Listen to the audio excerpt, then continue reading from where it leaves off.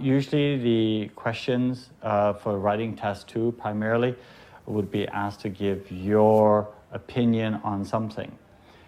One thing that you have to be aware of is that they might ask you, to what extent do you agree with something? In that case, you don't have to give a counter argument. They may ask you, give the advantages and disadvantages of something. And then right away, you know that you have to give an argument, counter argument, which is a little bit more complicated.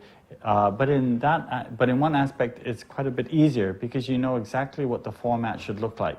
If you're giving a argument, counter argument, right away you know it's a 4-paragraph piece of writing.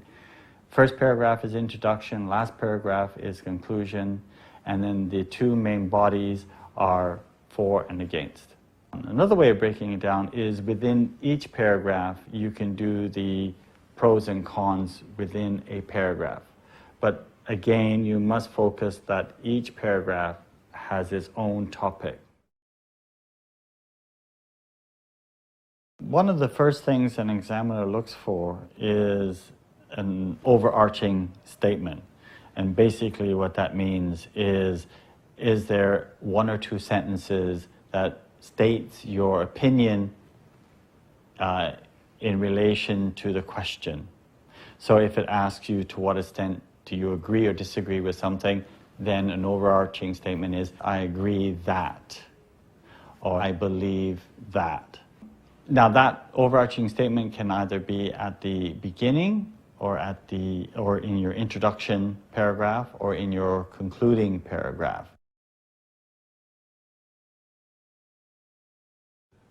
Simple in terms of response. I mean, as the examiners, they probably realize that you're only given 40 minutes to respond to a question. So it's not a thesis, right? You don't have time to research your topic. That's why the topics are very common. Always go back to the question. Ask yourself, am I answering the question?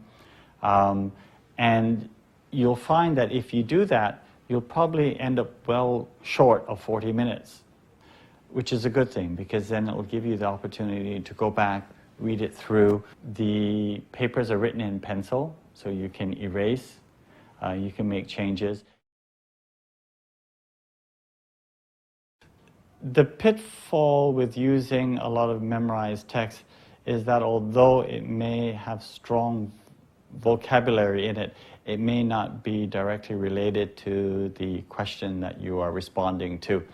So if it doesn't directly relate, it will jump out to the reader for the wrong reason.